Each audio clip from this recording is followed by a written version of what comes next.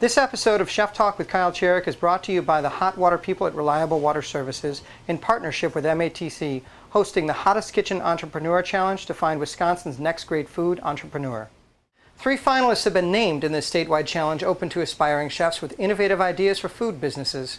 The finalists range from organic sauces and handcrafted beverages to fresh fruit-based frozen treats. The winner will be chosen July 31st during the final judging event at MATC's Cuisine restaurant. Chef Talk with Kyle Cherek is brought to you by the following presenting sponsors: Mandel and the North End. For more information on these or other supporting sponsors, please click on the banner ads to the right of the Chef Talk episodes for links directly to their websites. It's going to do a little slice of that, and that's part of what we're shooting, you know.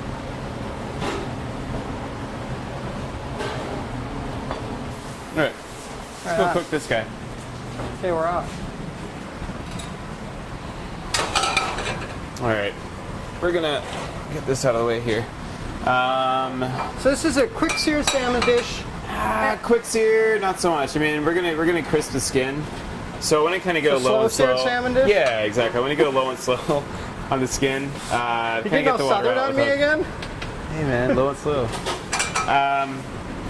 You've been watching Paula Deen videos, all the time, and we don't talk about her anymore, right?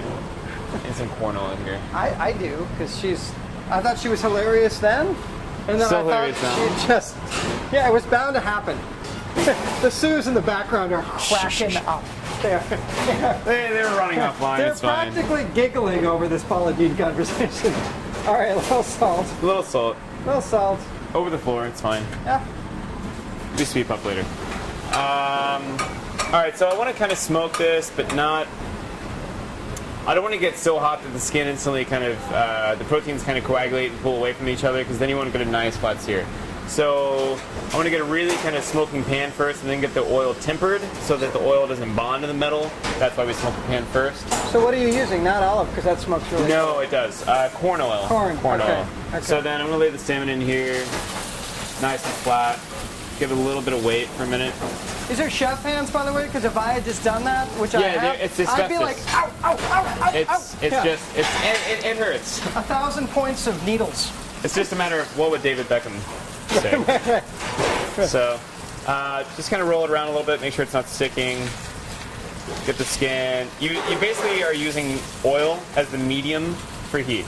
That's your medium of conduction. Right. I mean, so I want to make sure there's a nice base layer of oil in there to get the skin, kind of frying the skin, if you will. All right, so now that skin's gone, I'm going to turn it down, let it go nice, low and slow. Even heat, low heat it's just the way to cook. I mean, high heat, you're getting a lot of fire on the sides, you're getting uneven heat, you're smoking your pan, you're cooking parts of the salmon that don't need to be cooked yet. So I'm just going to go low and slow. This way I'm guaranteeing that only the bottom of the pan is getting concentrated heat, not the sides. So it's cooking from the bottom up, just as I want it to. In about 2 minutes, I'm going to flip it over and get the top side seared, and then it's going to cook down to the middle, so the middle's going to be about medium still.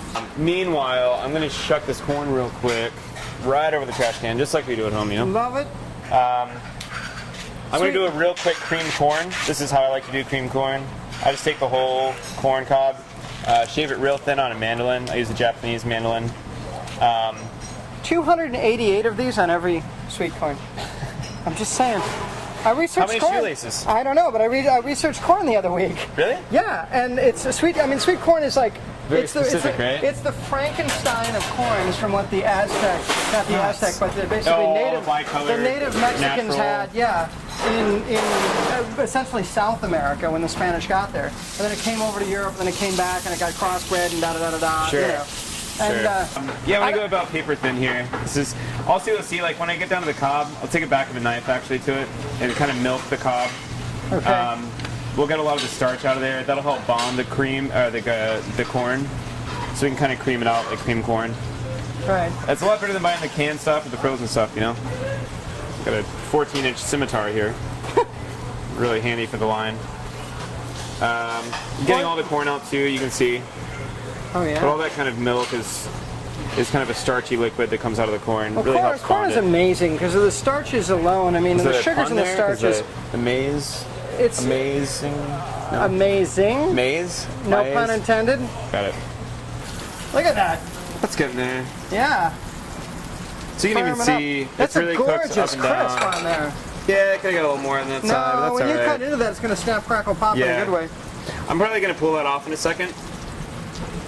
Just going to actually let that rest over the heat. This is funny. So what you're doing when you're testing the salmon reminds me of the great Julia Child quote. Whenever you see a beautiful plate of food, you just know that somebody's fingers have been all over it. It's true, it's true. But chef hands, like just like you know, we work with asbestos. They're continuously sanitized. Yeah. Garlic cream is just steeped garlic. We actually bring it up to a boil. Steamed garlic. Steeped. Steeped. So like tea. we take garlic, raw garlic cloves, and bring them up to a boil in water. Yeah. And then turn the water off. We're gonna bring that up. I'm gonna add a little shallot to it. Already seasoned it with a little bit of salt. If I do need to thin it out a little bit, I'm not going to add any more cream because the viscosity of the cream is where it needs to be.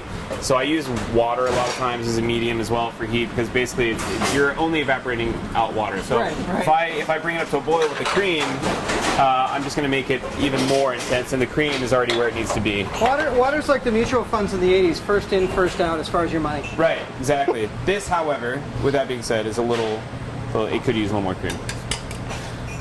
And then I'm going to add a splash of water to it. Just a drop. So this is a pretty straightforward dish. Yeah, very, very, very simple. I mean, the garlic cream, you could make the corn, boom, and the salmon. Oh, for sure. Yeah. We're going to do a little Mizuna salad, some pickled red baby bell peppers, some shaved zucchini. Real simple. I mean, this is a summary to me. I always want pickles. I love seafood in the summer. Corn. Yeah. You know. Yeah. All right, what am I trying to do here? So I've got pickled baby bell peppers here. This is just going to be a little salad. Yeah, these bell peppers are tiny. They were definitely smokers and stunted their growth. Awesome. Try one. Look at this, right? I'm going to grab the Mizuna real quick. Ooh, pickle. Damn. These are great. Wow. So I've got some Mizuna. Arugula would work well too. I don't know if you can always buy Mizuna at the store. Arugula would work great. Watercress. This is some zucchini that we just shaved this morning for the menu tasting. So just julienne. Is that pickled or just julienne? Just julienne. Okay. Just raw julienne zucchini. Drop that in there. All right. We're gonna. We basically have kind of a house vinaigrette that we use for most all of our greens. Cherry vinaigrette. Sure. This is just tarragon shallots, honey, mustard, and olive oil. Oh, wow. Just dress this a little bit. Can I get a bottle of that for home for the salads I make? Yeah, for sure. It's awesome, man. They're just a really good, simple vinaigrette. Seriously. There's nothing like it. Yeah. Really. Yeah. Toss this guy. That's all you need. Yep.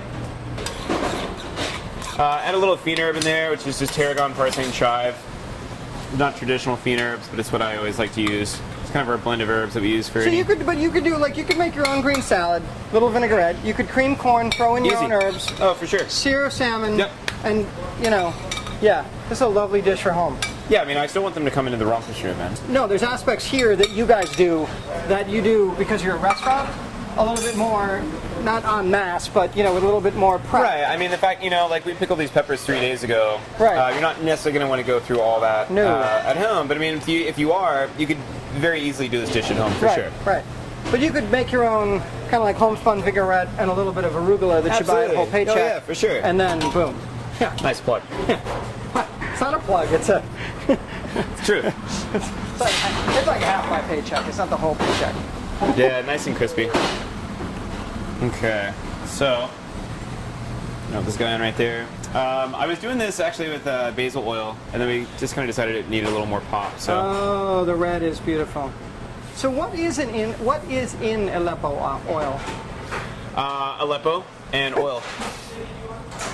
That's all. It's really easy. I mean, anytime you make a compound oil, such a letdown. Like I know, right? You like unveil it, and it's just pixie dust, pencil shavings, anything. Aleppo and oil. Yeah. Aleppo oil is basically just steeped Aleppo in olive oil. You hungry? Yeah. Right on. Yeah. There it is. I'll split it with you. All right. Let's get some forks.